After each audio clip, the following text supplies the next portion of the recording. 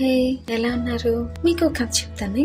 అనగనగా ఒక సింగర్. తను పాటలు పాడుతుందని ఎవరికీ తెలియదు. ఒకరోజు తను బస్సులో వెళ్తుంటే ఒక అబ్బాయి పరిచయం అయ్యాడు. ఇద్దరు మంచి ఫ్రెండ్స్ అయ్యారు. రోజు కలిసి పాటలు రాస్తూ పాడుతూ ఇలానే గడిచింది. ఈ అమ్మాయికి తెలియకుండా అతను అమ్మాయిని ప్రపంచానికి పరిచయం చేయాలనుకున్నాడు. సరే అని ఆమెతో మాట్లాడకుండా చేయకూడదు కదా అని ఒక రెస్పెక్ట్ తో ఆలోచించి ఇలా చేద్దామని చెప్పాడు. మొదట ధైర్యం సరిపోలేదు, కానీ రోజు ప్రాక్టీస్ చేయించాడు. తనలో ఉన్న భయం పోయి ఏదైనా సాధించగలను అనే పట్టుదల వచ్చింది. వరల్డ్ వైడ్ కాంపిటీషన్ వచ్చింది. ఆమె పార్టిసిపేట్ చేసింది. తనకు పరిచయమైన వ్యక్తి చెప్పిన మాటలు గుర్తొచ్చాయి. నీకు అసాధ్యమైంది ఏదీ లేదు అని. అంతే, పాడింది. వరల్డ్ వైడ్ ఫేమస్ సింగర్ అయింది. మీకు కూడా ఇలానే ఎన్నో టాలెంట్స్ ఉంటాయి. మీకు ఇలా సపోర్ట్ ఇచ్చి ముందుకు తీసుకెళ్లే వారు ఉన్నారో లేదో తెలియదు, కానీ యేసుప్రభు వారు మంచి సపోర్ట్. ఇంకో విషయం, ఆ అబ్బాయి చెప్పిన మాటలు యేసుప్రభు వారు ఆయనే స్వయంగా నీతో చెప్తున్నారు. నీకు అసాధ్యమైంది ఏదీ లేదు.